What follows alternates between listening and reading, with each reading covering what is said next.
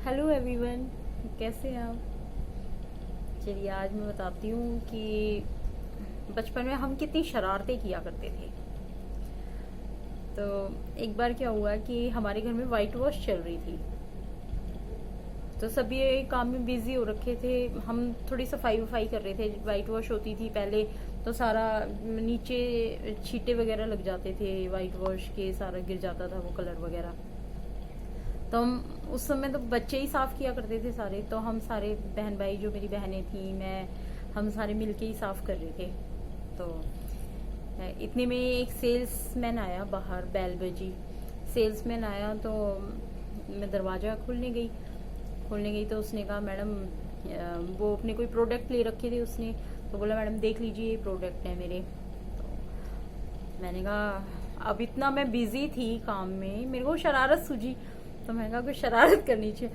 तो मैंने कहा भैया मेरे को तो कुछ दिखाई नहीं देता, मेरे को तो, मैं तो अंधी हूँ, ये है वो है, मैं ऐसे करने, मतलब मेरे को तो कुछ दिखाई नहीं देता। तो अब दोनों के दोनों बोलने लगे कि क्या कहते हैं, ओहो इतनी अच्छी सुंदर लड़की को भगवान ने कितना खराब कर दिया, कितना दुख दे दिया, इतनी छोटी सी उम्र में अंधा बना दिया, ये है वो है। तो मेरी मम्मी किसी काम से बाहर गई हुई थी और मेरी मेरी मम्मी वापस आ रही थी। तो दोनों वो जाने लगे सेल्समैन। तो बोले इस घर में एक लड़की रहती है और वो अंधी है, भगवान ने उसके साथ कितना, मतलब वो आपस में ही बातें कर रहे थे। तो इतने में मेरी मम्मी ने सुन लिया। मेरी मम्मी बोली क्या हुआ भैया। तो कहते कि आंटी जी इस घर में एक लड़की है, हमने अभी बैल बजाई, उसने दरवाज़ा खोला तो वो लड़की कहने लगी कि मेरे को कुछ दिखाई नहीं देता, इतनी छोटी सी उम्र में उस बेचारी लड़की के साथ कितना बुरा हुआ।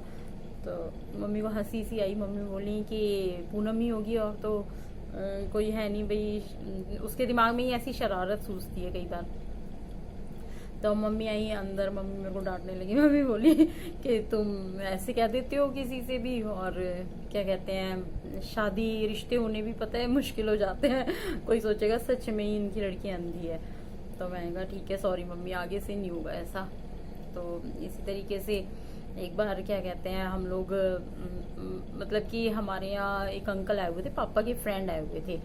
तो पापा ने, अब उन काफ़ी टाइम बाद आए थे पापा के फ्रेंड, काफ़ी दूर से आए थे।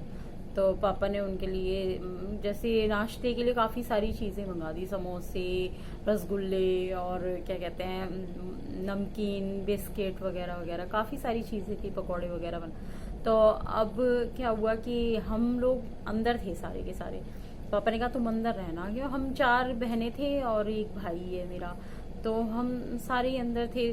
तो उस जब कोई भी रिश्तेदार आता था तो उसके लिए पूरा टेबल सज जाता था पूरे तरीके से।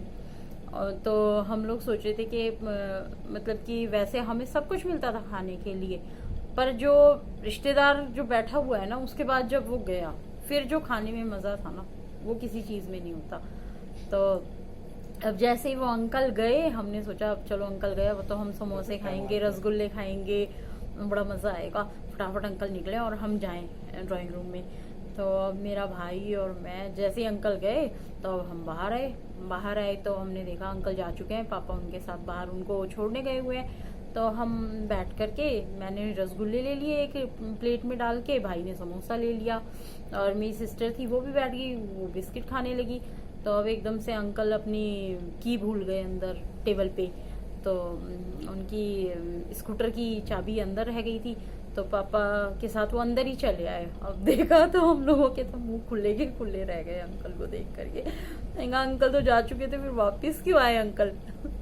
तो फिर इस तरीके से हम मस्ती मजाक करते थे। उसके बाद अंकल के जाने के बाद जो हमें डांट पड़ी है ना, बस उसका तो कोई वो ही नहीं था। इतनी डांट लगाई, पापा ने कहा तुम्हें सब कुछ मिलता है, सारी चीज़ें आती हैं घर में, और फिर भी तुम ये दिखाते हो कि जैसे तुम्हें कुछ नहीं मिलता, तुम्हें कुछ खाने को नहीं मिलता।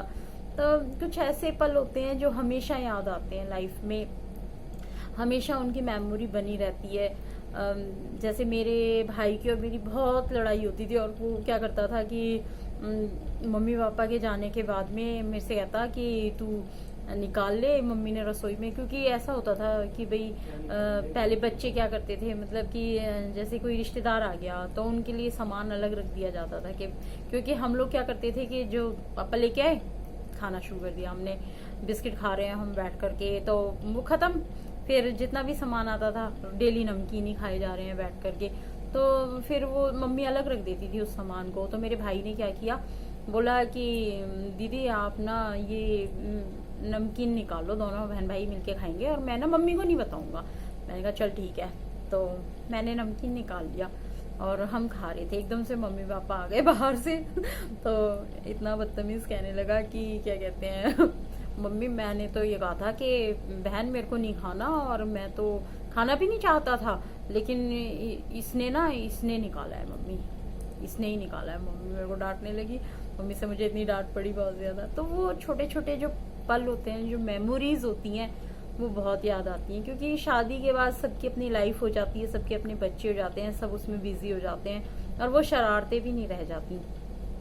तो बहुत ही मीठे पल होते हैं, उनको हमेशा हमेशा अपने दिल में संजो के रखना चाहिए। हमेशा जब भी कोई बात होती है तो वो बातें याद आती हैं, ऐसा लगता है कि वो बचपन दोबारा से लौट आया है। हमेशा अपना बचपन अच्छे से जिएं, अपने बच्चों का भी बचपन अच्छे से जिएं और अपनी यादों को हमेशा अपने दिल में संजो के रखें। और जहाँ तक हो सके खुश रहें, मस्त रहें, स्वस्थ रहें, अपनी लाइफ को अच्छे से एंजॉय करें, क्योंकि ज़िंदगी केवल एक बार मिलती है, दोबारा नहीं मिलती। तो अगर मेरी वीडियो आपको पसंद आई है तो इसे लाइक करें, शेयर करें और सब्सक्राइब करें और कमेंट भी करें प्लीज़।